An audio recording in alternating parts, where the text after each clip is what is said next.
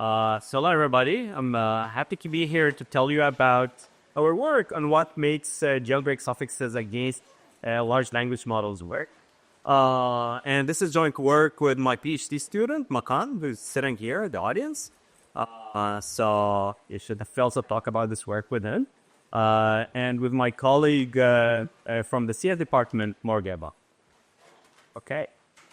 So, I probably don't need to tell you too much about how great large language models are, right? Probably, I'd be very surprised if nobody here in the room used them, right? And we've been using them to build conversational agents, to develop software, to supposedly also advance science and perform scientific discovery and many more things.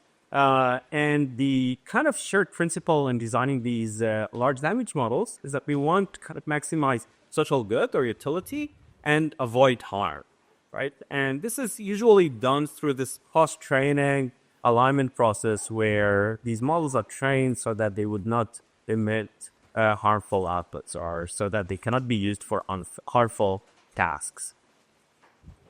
Now, unfortunately, as some of you and many of you might have heard, right, these large language models are susceptible to jailbreaks. So here's Matan, and if he just tries to ask a language model how to build a bomb, it would typically tell him, sorry, I cannot do that, right? And this is basically due to this post-training alignment that is supposed to align this model to human values and preferences. However, if Matan tries really hard, he can add a suffix that is strategically created to the prompt, and this time, the large language model would be very happy to help. Okay, so given lots of details. And right, once you are able to jailbreak, you can now misuse the models on different tasks. You can use it to create misinformation, to ask it how to, hack into servers, etc. And apparently, if you heard the story, Anthropic models were manipulated to participate in a cyber attack in the recent few weeks. So, what makes these attacks work? This is what we're trying to answer in our recent work with Makan and more. This work will appear soon in Tackle, the major NLP journal. So, sorry for the broken slide.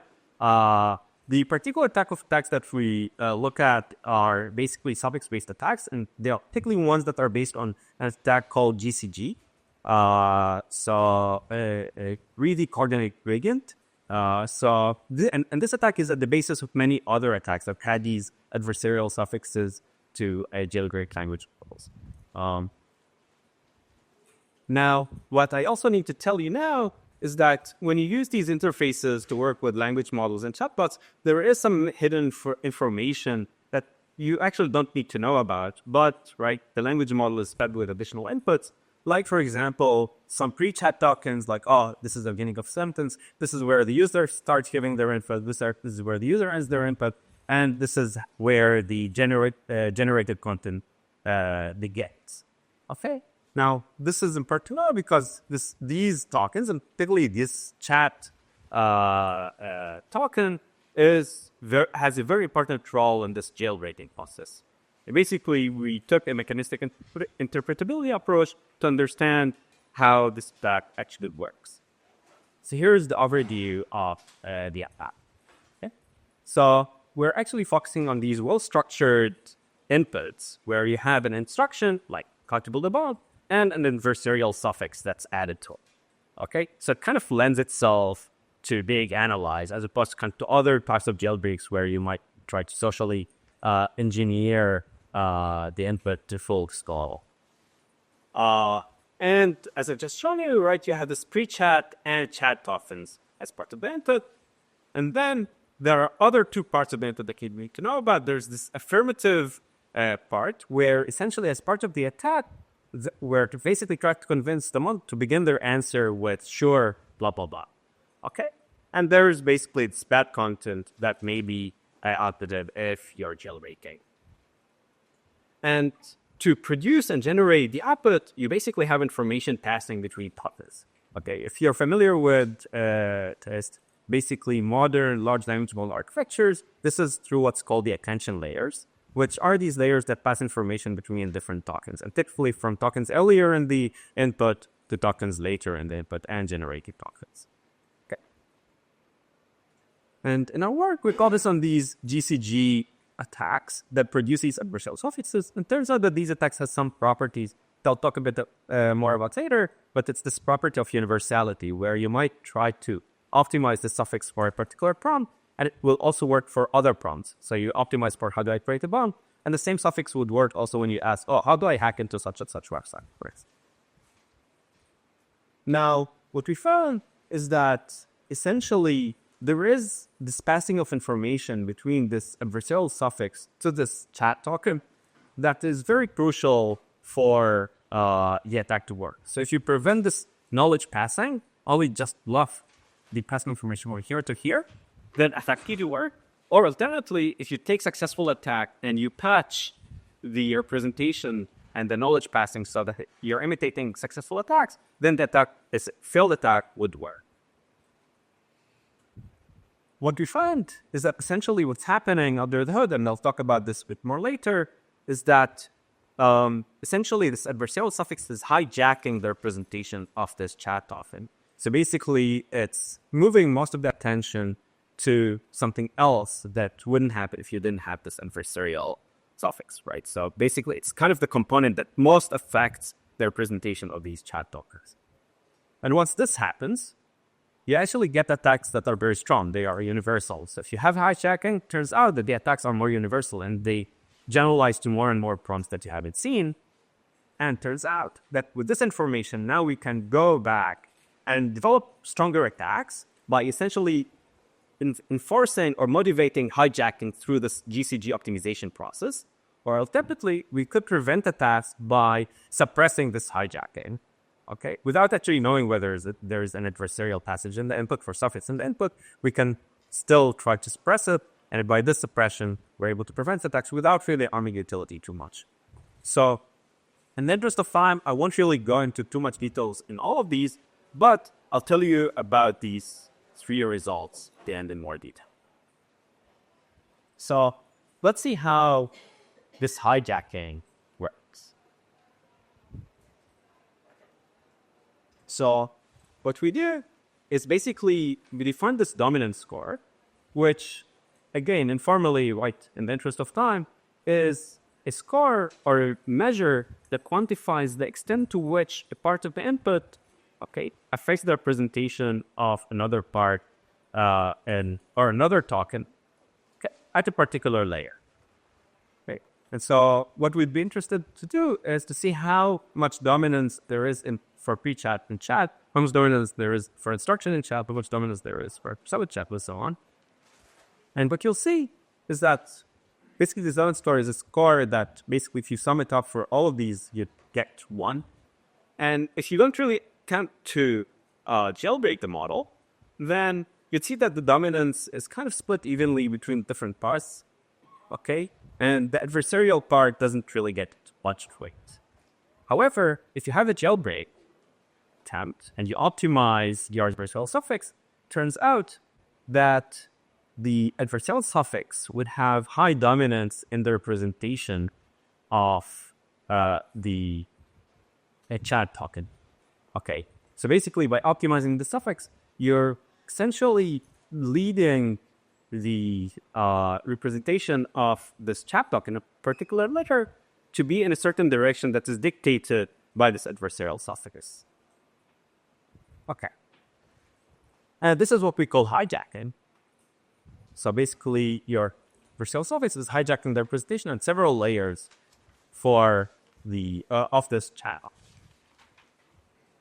Now, once this happens, turns out that the more hijacking you get, you also get more universality. So this hijacking property is really crucial for universality. So here, I'll show you a graph that shows 2 things. The first thing is this universality score, which is basically the fraction of prompts, okay, that we haven't seen during the optimization of the suffix for which the attack has worked, okay, for which attack we actually we've jailbroken the model. And on the other axis, we're saying the hijacking strength. So basically, it's the strength of the hijacking, the dominant score of adversarial to chat, right, at particular layers, averaged out over multiple instructions. Okay. Turns out that these are very strongly connected, and there is substantial correlation between the two. So the more universality you have, the more hijacking you have.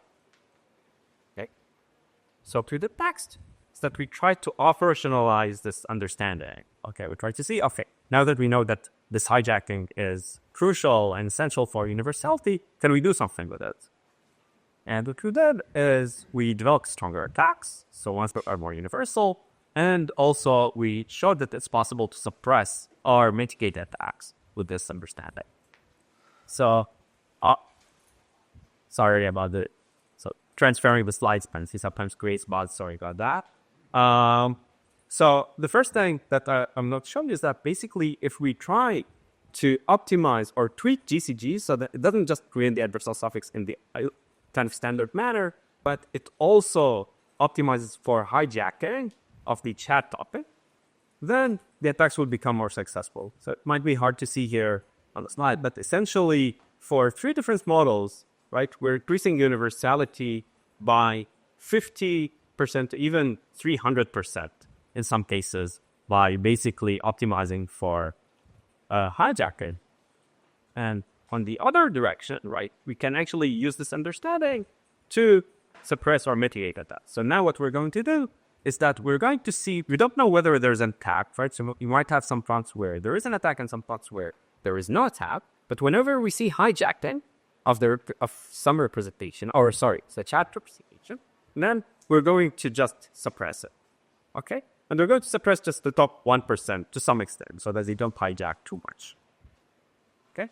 And this is what happens. Once you do that, the attack success drops substantially, something between, say, 36% to 50%, okay, compared to when you don't do suppressing. And this works for 2 attacks, GCG and Beast, that I haven't talked about, but it's basically an attack that's from the same family, but actually does not assume white box access to the model. Another popular attack that's often used in the space.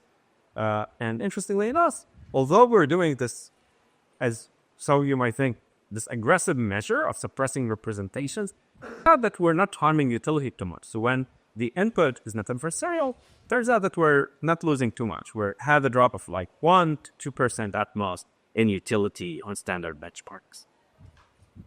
Okay. And that's pretty much it. In a nutshell, and if I want you to take something with you today, is basically that we have this cycle where if we are able to develop strong attacks, then we're also able to reliably evaluate how susceptible models are to attacks and how reliable they are, and also analyze internally why these attacks work. And once we know that, we're both able to improve the trustworthiness of the models that we work with, and even go back and develop stronger attacks. In some sense, we're forming a cycle that helps us continuously improve our models. Okay. So I think I was fun, but yeah. It just, thank you. And it might.